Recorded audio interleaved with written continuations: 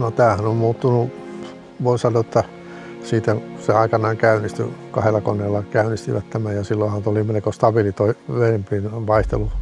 Ja sitten kun tuli 90-luvulla 3. kone käyttö, niin sen jälkeen se muuttui toi virtaama niin paljon nopeammaksi, että se on vaikuttanut sitten kyllä ihan merkittävästi tähän vapaa-ajan käyttöön ja muutenkin tähän ympäristöön. Sehän on aina arvaamatonta, että aamulla millä korkeudella vesi sattuu olemaan. Ei se minun kalastukseen tai muuten, en paljon kalasta täällä, mutta veneellä liikkumiseen vaikuttaa se.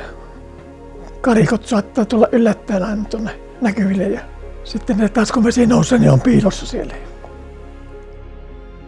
Sanoisinko, että semmoinen suurin muutos on tuo Koitereen veden muuttuminen ja miten ruskeata se vesi on. Sitten toisaalta on niitä muutoksia kalakannassa, että tuo kuha on lisääntynyt ja muikkuja ei enää pyydetä niin kuin siihen aikaan pyydettiin.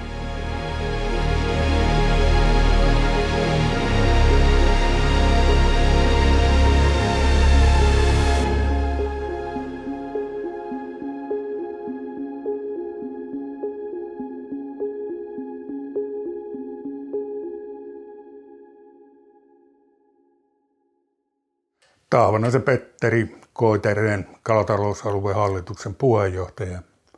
Koitereen tämmöinen koko-ikäinen virkistyskäyttäjä. No me on ollut Koitereella niin kuin koko ikäni, jotta lapsesta lähti. Suku on sieltä lähtöisin rannoilta ja ympäri järveähän siellä on liikuttu ja nyt siellä on kesämökki, missä niin kuin jonkun verran vietetään aikaa, mutta itse enemmän on liikkunut niin kuin siellä kalastuspuolella ja vähitellen siirtynyt sitten tänne kalastuksen hallinnon puolelle.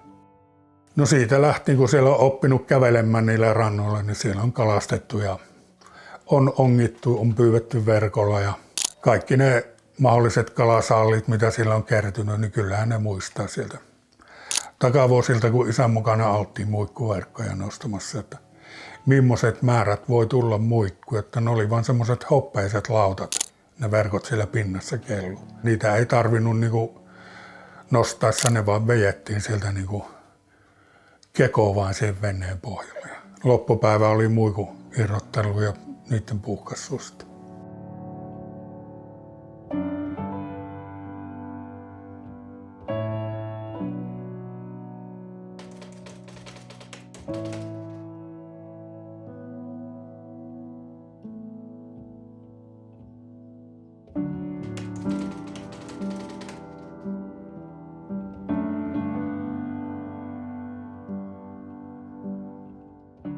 No Pamilon voimalaitoshan tällä hetkellä on niin sanottu säätövoimalaitos. Sillä on oma vaihteluväli se Koitereen vedenpinnassa. Vaihteluväli on 2 metriä 12 senttiä ja sen mukaan se elää. Siellä on suositukset olemassa, miten alas voi aina vesipinnoissa mennä ja miten ylläänä se saapi käydä.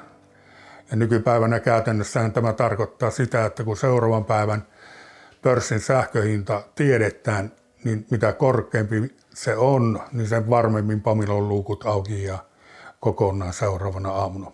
Ennen puhuttiin kulutushuipusta, mutta nykyisin puhutaan kylmänviileästi, että kaiken kallein sähkö, niin se tehdään Pamilolla.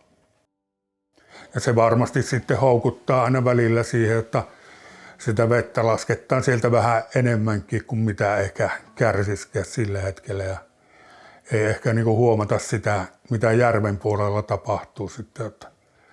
Ja ennen kaikkea siinä alemmissa vesissä, sitten Palojärvellä ja Tekojärvellä, niin siellähän tämä muutos on paljon suurempi.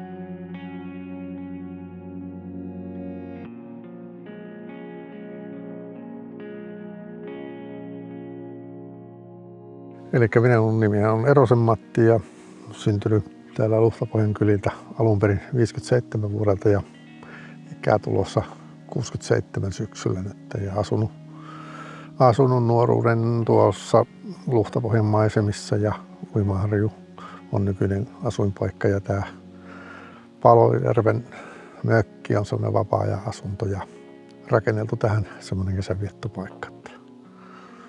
Yli 60 vuotta kaiken kaikkiaan jo hyvän matka, että tuttavat maisemat. No se oli, kun se 3.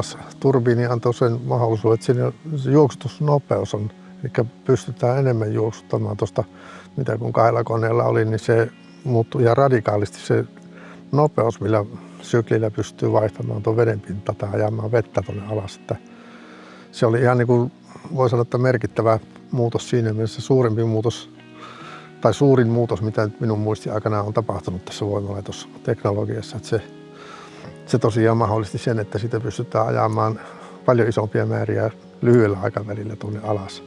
Ja se heijastui sitten tällä yläpuolella just veden laskuna, että tässä saattaa hävitä vuorokaudessa metrin verran vedenpinta tässä meidän just voimalaitoksen yläpuolella ja alapuolella. Sitten siellä taas on pysyvästi, kun Jäsyysjärvi ja tuo vetää hitaammin sitä vettä, niin se siellä paljon pitempään kestää se veden poistuma siitä. Ja sen heijastuu sitten sinne Luhtapohjan jokeen, eli se nyt on käytännössä se kanavan tienoa, mistä on veneenlaskupaikat.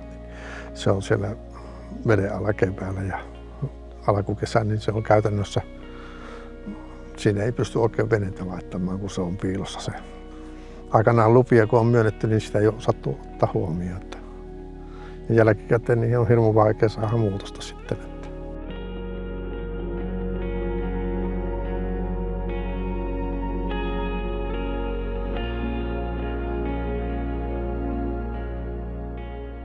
No suurimmat muutokset on ollut se, että 80-luvulla Koitereen tai vuonna 80 alkanut säännöstely.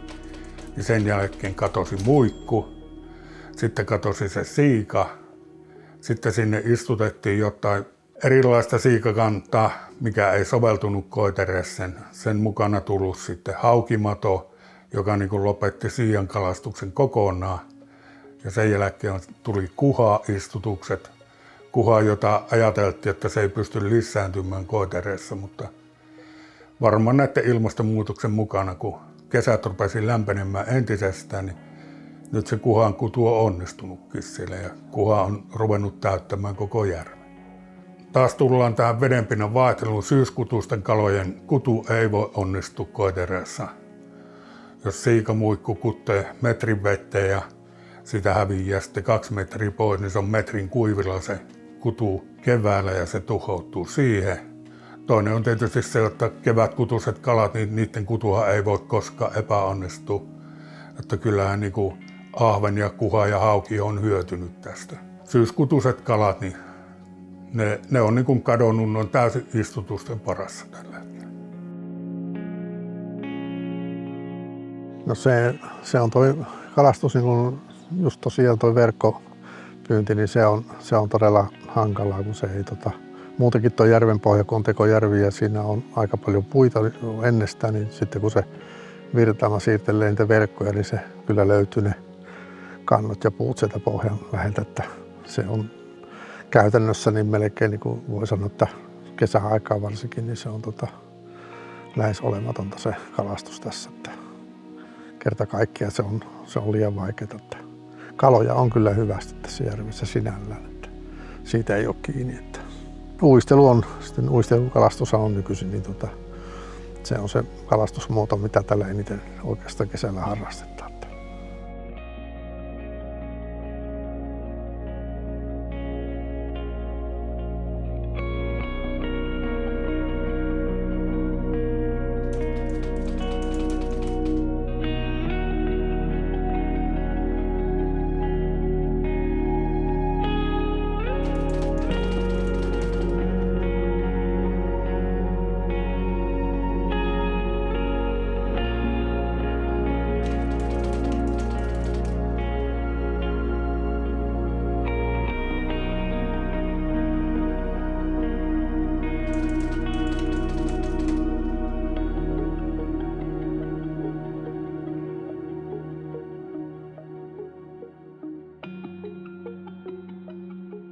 No sehän siellä on, jotta silloin kun Pamilon voimalaitoksen rakentamiseen valmistauduttiin, niin silloinhan tietysti näitä rantoja on raivattu ja tiettyjä suoalueitakin pyritty raivaamaan, mutta sinnehän ne kannot ja puut on jäänyt. Ja tämä veden-vaihteluhan tekee nyt sen, että välillä kun ne nousee kuiville sitten nämä puut, niin ne lähteekin kellumaan.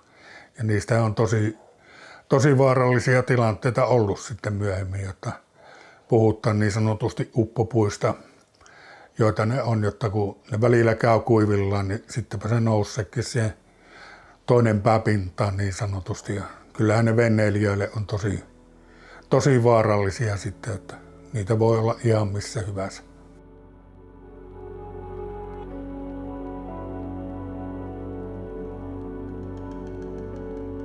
Minä olen Ville Pänttönen ja tässä on nyt tämä meidän kesäpaikka Kiviniemi nimeltään. Palojärven rannalla Palojärvi on tämä välittömästi Pamilon yläpuolella oleva säännöstelyallas. Oikeastaan näissä maisemissa olen liikkunut lapsesta saakka siitä voimalaitoksen rakentamisesta ja veden nostamisesta lähtien.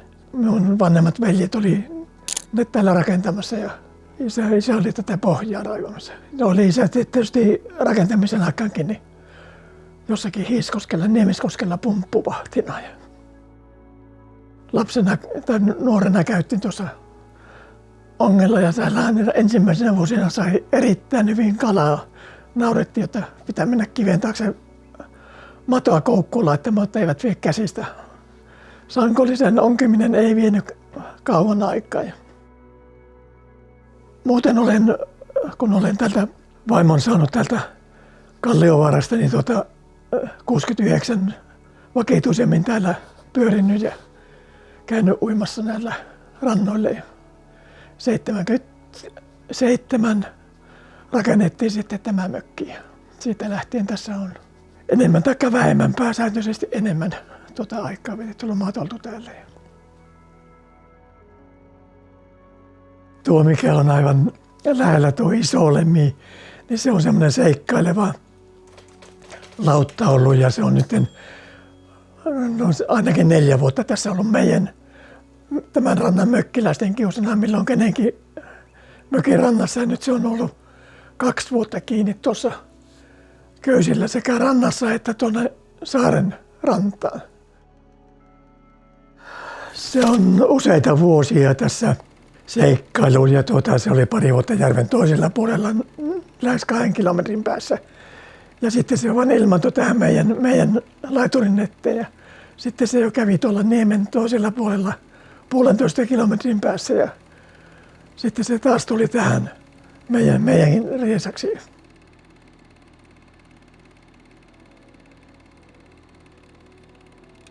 Se on semmoinen kartasta mitattuna 180 metriä pitkä ja toista 100 metriä leveä. Ja paksuutta siinä on tuommoinen 2 metriä suurin piirtein, luultavasti keskimäärin 2 metriä paksu. Taitaa olla 4 vuotta aikaa, niin tuonne niemen taakse yrittivät ihan paalutuskoneella, paaluttivat tuonne järven pohjaan. Mutta eihän se, kun se 2 metriä tuo vedenpinnan vaihtelu on, niin eihän ne paalut kestänyt siellä pohjassa ja ne nousivat tuon lautan mukaan ja ne kulkee nyt sitten ihan siinä niin kuin matkustajina. Kerran viikossa käyvät katsomassa, että köydet on kiinni.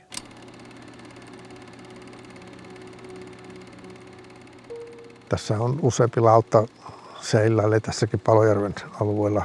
Ne on nyt ollut muutaman vuoden. Tuossa on just vastarannalla on yksi ankkurissa tuosta tuon saaren vieressä ja niitä on muutamia täällä ympäri. Niitä on aina yhtiö yrittää ankkuroida paikalleen niitä ja ne pysyy aina joskus. Se on vain 1 päivä, kun se lähtee jonnekin seilailemaan taas. Se on oma riskinsä sitten, jos se milloin seilailee tuolla, niin sehän on tosiaan tarkkana oltava. Siihen voi ajaa ihan keskellä järveä, kun se voi olla ihan minne päin menossa hyvä. Tuokin lautta oli tässä muutama vuosi sitten, se oli tässä meidän rannassa. Useamman viikon oli tuossa ja sitten se lähti seilaamaan pois. Ne on vaan elää omaa elämänsä, en tiedä sitten. Ne on 50 vuotta siellä seilailu ja eikä loppu ole näkyvissä.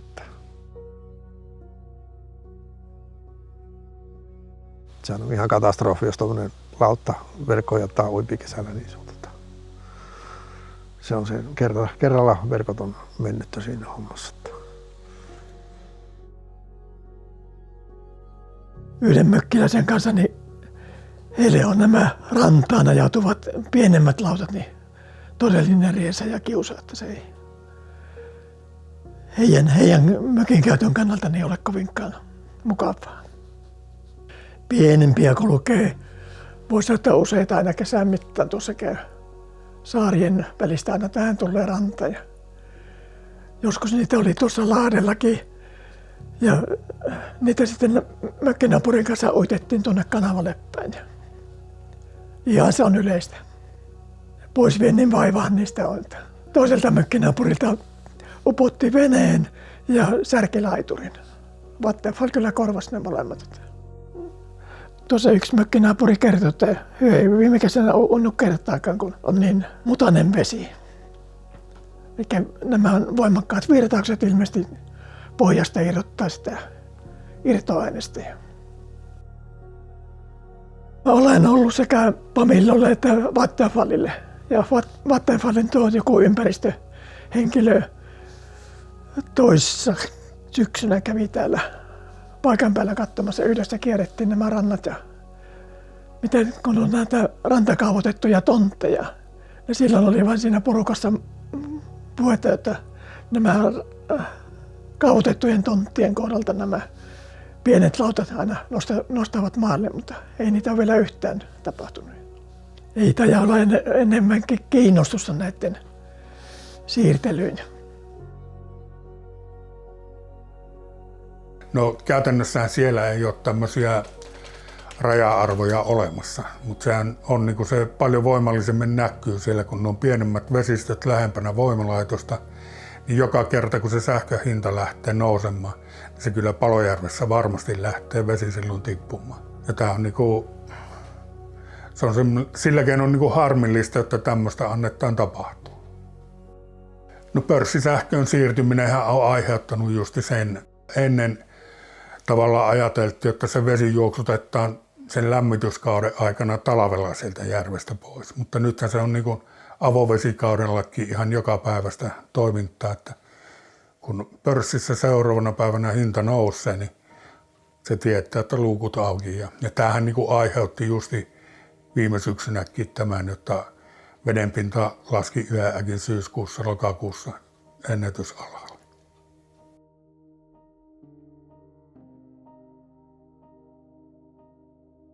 No mä oon Kettusen Tarja ja asun kyllä niin kuin tuolla varsinaisesti Kontiolahdella, mutta täällä ollaan nyt meidän kesäasunnolla Syväyksessä. Minun tarina kyllä alkaa ihan lapsuudesta asti, että minä olen Koitereen rantamailla vanhempieni kanssa liikkunut koko ikäni, että ehkä siellä 60. Me ollaan muutettu joskus 65 tuonne Tyrjänsaaren kylälle ja sitten täällä on kyllä äidin ja isän kanssa marjatettu ja kalastettu ympäri Koiteretta.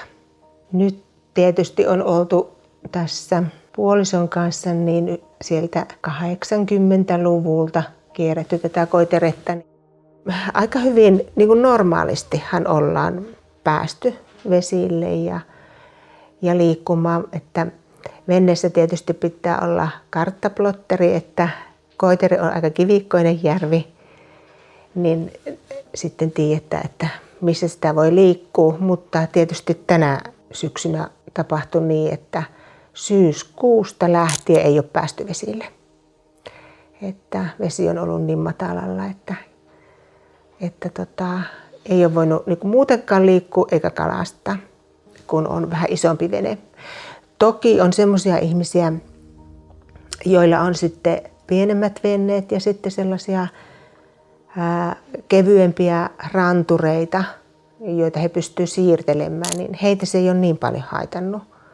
Mutta kun Koitere on iso vesi, täällä syntyy helposti isoja alkoita, niin aika monella on hyväkokoinen vene. niin sellaisten on niin kuin hankala ollut päästä vesille. Ja siinä on sitten monenlaisia kikkailuja ihmisillä ollut. Tai olen kuullut myöskin, että on kaivinkoneetta tullut apuun, että saadaan nostettu vene. Mutta tässä tapauksessahan oli onneksi ranta-asukkaalla oli traktori, jolla hän pystyi sitten liinoilla veneen nostamaan sieltä pois. Tämä kuva on Partalan rannasta ja Partalan rannastakin näkyy se laituri rakennettu, mihinkä niin kuin vesi yleensä ulottuu. Niin tämä on varmasti ensimmäinen kerta, että siellä Partalan rannassa traktorilla voitti ajaa, että vesi oli niin matalalla. Että monenlaista vaikeutta tähän niin kuin on tullut nyt tänä vuonna. Tämähän ei ole ollut jatkuvaa, että tämä on nyt niin kuin poikkeuksellinen kesä.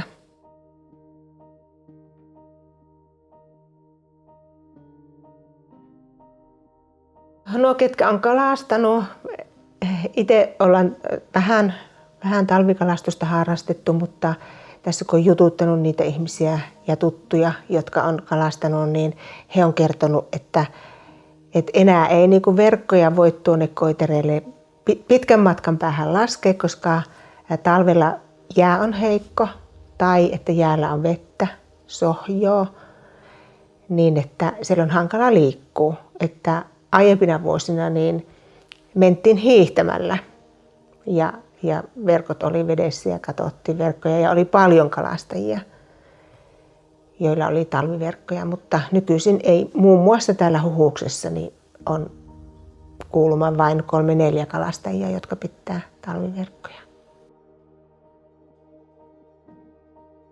Voimalaitosyhtiö on suorittanut siellä rantojen kunnostuksia niiltä rannoilta, joissa esimerkiksi kesämökkiläiset ja muut ranta-asukkaat omistaa ne rannat, niin niitähän on pyritty korjaamaan, mutta ei tietystikään kaikkia.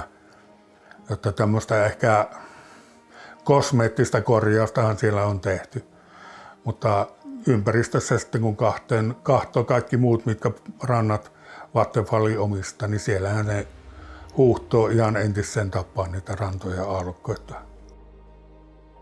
Kyllähän se niinku, jos mietitään tämmöiset hiekkarannat sitten kivettään, niin kyllähän se muuttaa sitä näköä sillä järveltä päin katsellessa ainakin. Jotta ei se nyt mikään hyvä ole, mutta tietysti se estää sen, jotta se etenee sinne mantereelle päin lisää.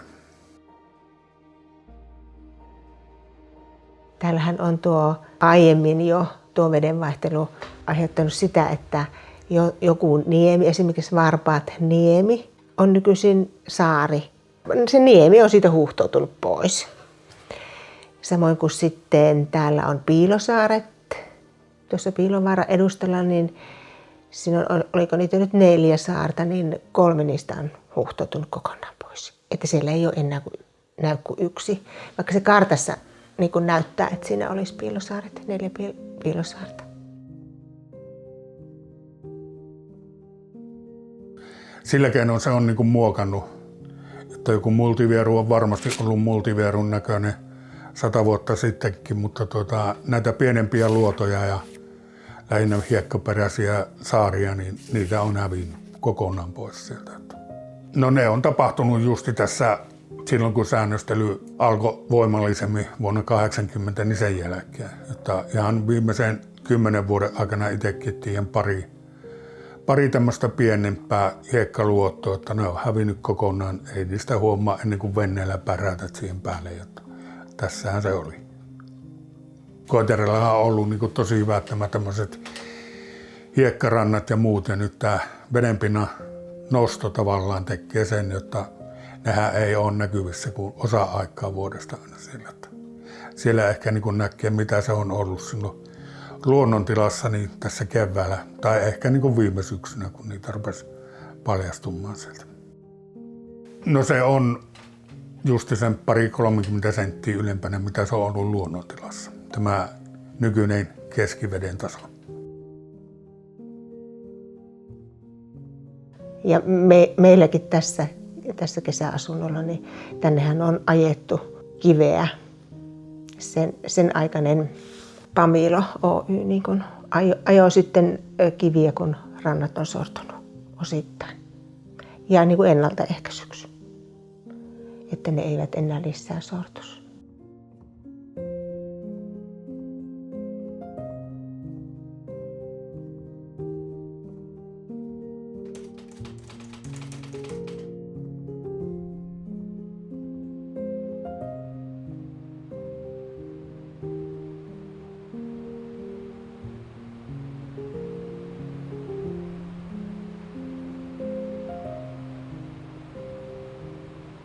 Tulee vähän mieleen, että tuon Koitajoen valjastaminen, niin voisi tälleen lohien ystävänä sanoa, että vähän niin kuin ympäristörikos jopa tietyllä tavalla, kun katsoo sitä Saimaanlohen historiaa, mihin se vaikuttaa tämä voimalaitos hyvin merkittävästi.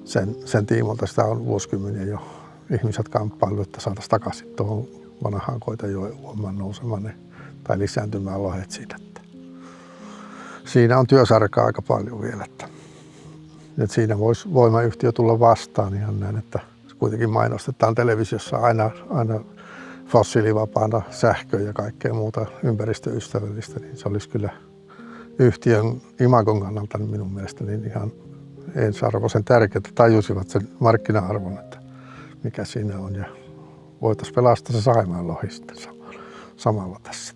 Sellainen harras toive, että joskus palautuisi se jalokalatuunni, että pääsisi kalastamaan sitä.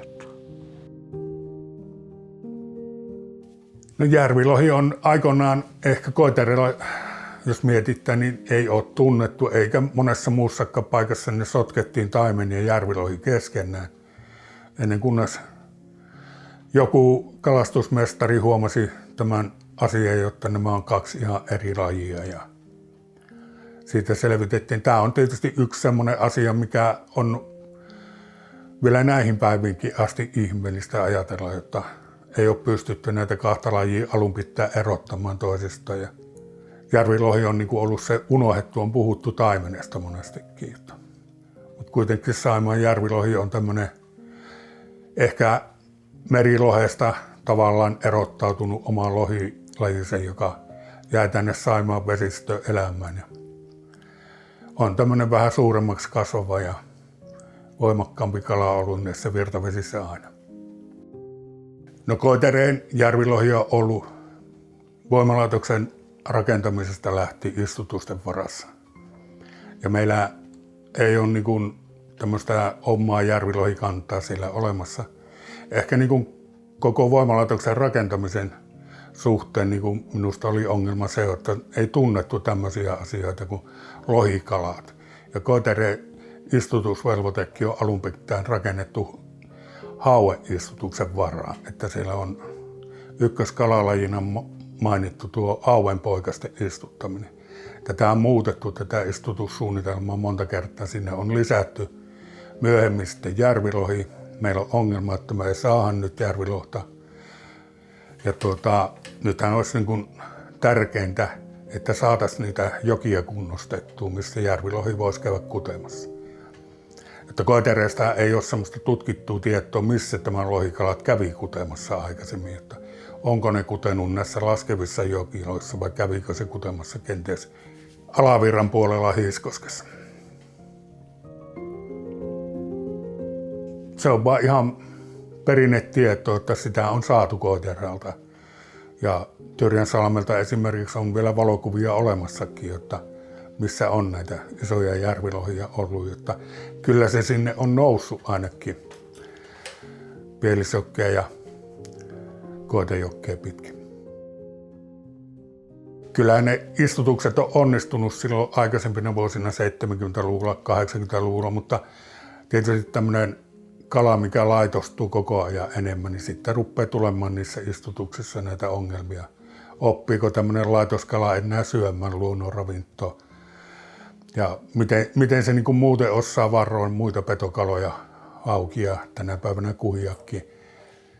Niissä voi olla oma vaikutuksensa, mutta suurimpana on nyt tällä hetkellä se, että tämä vesihome tappaa laitoksissa nämä kalat. Ja ne ei kerkki, niitä istutetaan nyt liian pienenä, jotta ne ei kerkki kasvaa. Se, mitä suurempana, niin sen paremmin sillä olisi nämä mahdollisuudet selvittyä tuolla luonnonvesissä. Kyllähän se niin näyttää tosi huonolta, että jos me ei jossain muualla onnistuta, sitähän ei pelasteta tuolla Koiterella. Jos ei jossain muualla onnistuta, niin sitä säilyttämään, niin kyllähän voidaan unohtaa Järvilohe kokonaan. Se on tuhoutunut.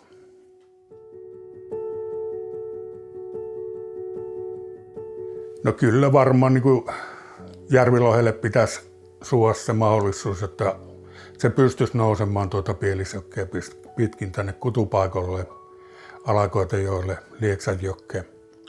Siinä on sen paras mahdollinen selviytymisvaihtoehto, mutta sehän vaatisi tietysti, että Kuurnan ja Kaltimon voimalaitokset olisi ohitettava ja Lieksan voimalaitos myös. Vattenfall ei ole oikeastaan tätä Järvilohi-asiaa käsitellyt ollenkaan. Että mielestäni siellä ei ole siihen otettu muuta kantaa kuin, että oikeudessa taisteltiin monta vuotta siitä, että saataisiin vanhaan Koitejoen uomaan lisää vettä. Nyt sitä ehkä tarvittaisiin vielä kuitenkin enemmänkin. Ja en tiedä, miten pitkään sekin taistelu kävisi. Että kyllähän siitä tuli sen verran muutoksia, että lopultahan tätä ohijuoksutusmäärää lisättiin, tuplattiin ne, että nostettiin 2 kuutiosta 4 kuutioon, mikä nyt sinänsä ei kuulosta isolta määrältä, mutta kuitenkin se pikkusen loi mahdollisuuksia enemmän siihen.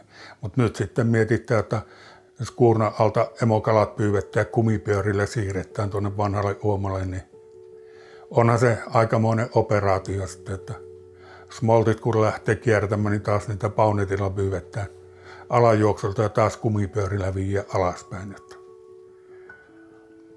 niillä olisi eväät uida kuitenkin, vaikka itsekin tämä väli.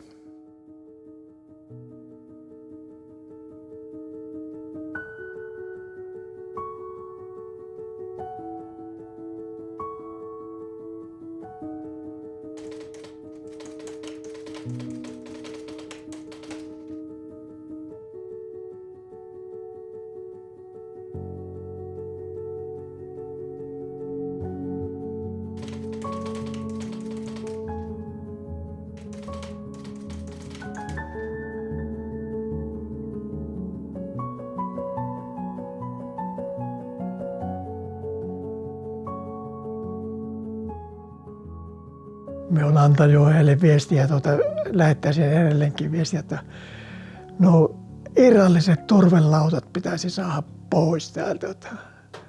Eikä siihen nykyaikana ole mitään keinoa tai muuta, että saisi tuon ongelman poistettua. Muutenhan se on tässä järvellä niin jäätäjät, nuo samat lautat seilaamassa.